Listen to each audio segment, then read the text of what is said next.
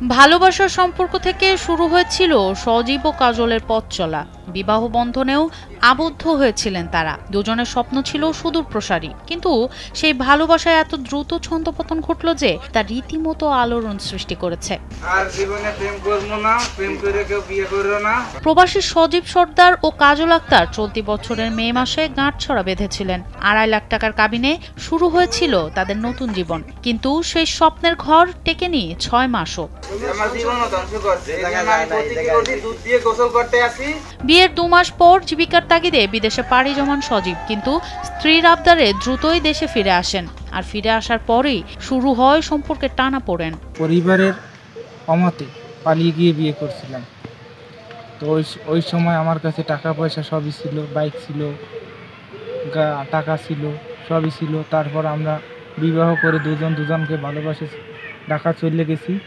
তারপর চলে যাওয়ার পর আমি ওর বাড়ি রেখে 1.5 মাস পর আমি আবার চলে গেলাম দুবাই যাওয়ার পরে তারপর আবার আমি ওরই কথা মতো 1.5 মাসের মাথায় আবার চলে আসলাম ওরই ভালোবাসার টানে।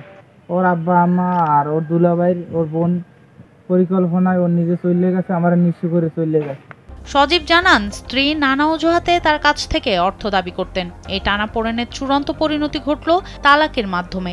শেষ পর্যন্ত শ্বশুরবাড়ির লোকজনের প্ররোচনায় বিয়ে ঠিক 6 মাসের মাথায় বিচ্ছেদ ঘটান স্ত্রী। মা বাপে যাইয়া এই মাইকগুলো লইছে পরে লোকজন গেছে মীমাংসা করে দেবে। এরা থানায় যাইয়া ডিপুজ দিয়া ছেলেরা তার টাকা 1000 পাইছে আর আঙ্গি নাকের এই দাবি করে ছেলে এই পুলিশে দিতেছে। পুলিশে যাইয়া এই টাকা দিয়া আঙ্গি টাকার আঙ্গি আনিয়া হতেছে ও এসে সাইন করছে। সাইন করার পর দুধ কিনছে, এই আকস্মিক বিচ্ছেদে মানসিকভাবে এতটাই বিপর্যস্ত হয়ে পড়েন যে একসময় সজীব আত্মহত্যার চেষ্টাও করেন। হাসপাতাল থেকে ফিরে এসে সালিশ করেও যখন বিচ্ছেদ আটকানো গেল না, তখন সজীব নিলেন এক অভিনব সিদ্ধান্ত। পুরনো সম্পর্ক থেকে মুক্তি পেতে তিনি দুধ দিয়ে গোসল করবেন।